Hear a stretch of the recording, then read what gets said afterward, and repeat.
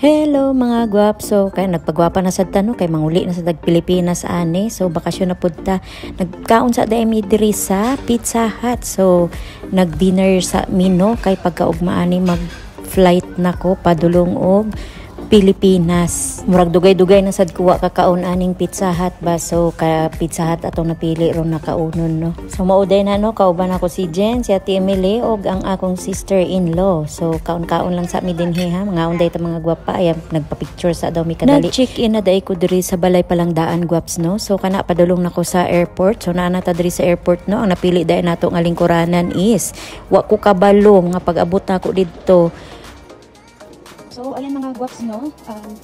Patatapos ko lang doon sa immigration, tapos check na ng mga luggage na to.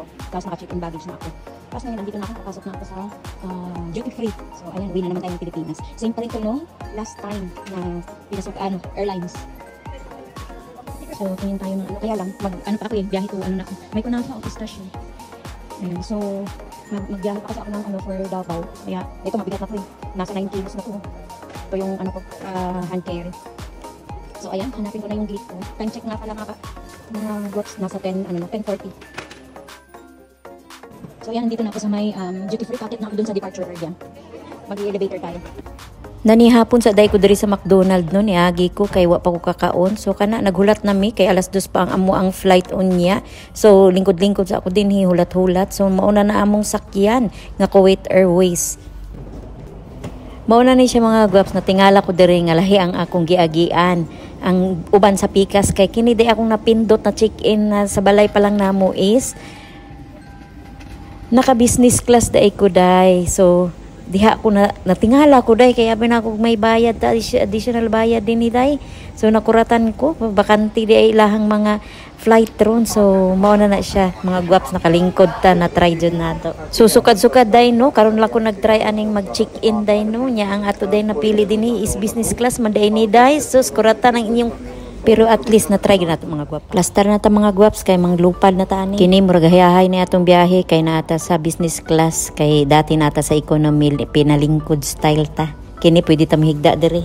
So nag first meal, second meal dito dira mga gwaps no pagkabuntag ana naanata sa Pilipinas. So Maynila na ta day no. Abot na gyud ta mga gwaps. Naata diri sa naiya mag-transfer lang ta. So sakay ta aning shuttle bus nila na padulong na pud ni sa domestic airport. So sayo mata naabot mga gwapa no 3 o'clock or 4 o'clock ni siya sa hapon. So ang atong flight pa ani pa dulong og Davao is 9 o'clock pa. So maghulat-hulat sa gyud ta og taas-taas gamay ani nga oras no nahuman naman na nata sa departure area. So kana pasakay na mi og eroplano.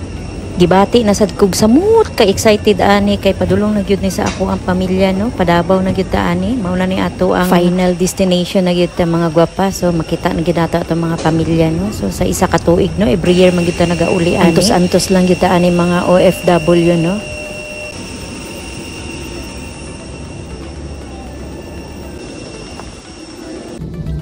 So kini mga gwaps no palupad na jud ta ani padulong og Davao.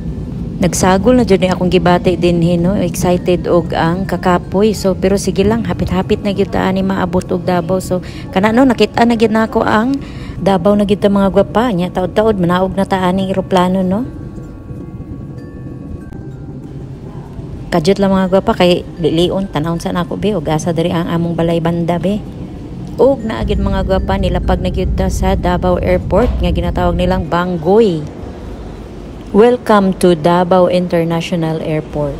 Dali-dali na ko diha mga gwapa kay aron makuha na nako og pagahi para makagawas nako dayon makita nako og mahaghag na makiskis na nako ang bana og ako ang anak diha no.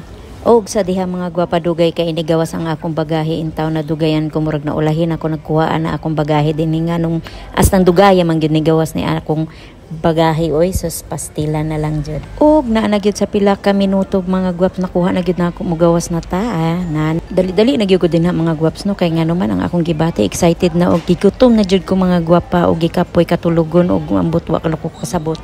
So kana mga gwaps no naapas na gyud ko sa ako ang pamilya o kanang isa diha is pag umangkon sa akong bana ning hangyo sila nga kung pwede ba daw may mangagi sa Jollibee mag drive thru. So kay gigutom man ta mga gwaps hala sige Kinig yung mga Gen Z ron mga guwaps no na nagulam sa akong cellphone kay magpicture sa daw lagi sila way mga mabuhat.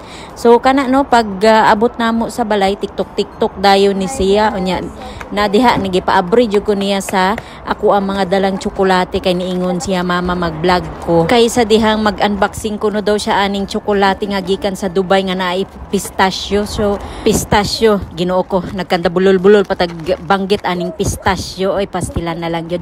Og kana diaper tigin niyang kinaon anang tsokolate dayon ko hoy gabiin na tama na ugma na pud na katunga ray kan-a ana nya sa dihang iha nang gihagad iyahang pinsan diha nga mukaon gikuha na pud sa iyahang pinsan ng isa ka tsokolate ambot unsa nang gikuha niya ganina kay pagka human ana niya kaon kato na pong isang tsokolate iyahang kaunon no tanawa na iyahag yung ginamnam iyahag yung giblog-blog no? Og excuse me day mga guwap sa sinampay namo diha sa likod no wa gyud ni plaster og tarong ni akong anak bawa gyud ni tan-aw sa iyang likod og unsay mga background niya so kana no iyahag yung gipakita ang iyang kinagtan mo day ning tips na ako mga guwap mo over baggage mo no kay na over baggage man gyud ta so gitanggal na ako tong pilo ani no akong gibili niya akong gipiud-piud ning 8 o 9 ka t-shirt ni siya no akong gibuhat og neck pelo mauna lang ni akong pamaagi mga guwaps para madala pa nako ning mga t-shirt pa sa lubong nako og pagkaugma guwaps ni palit ko aning batchoy sa among kanto mga unta.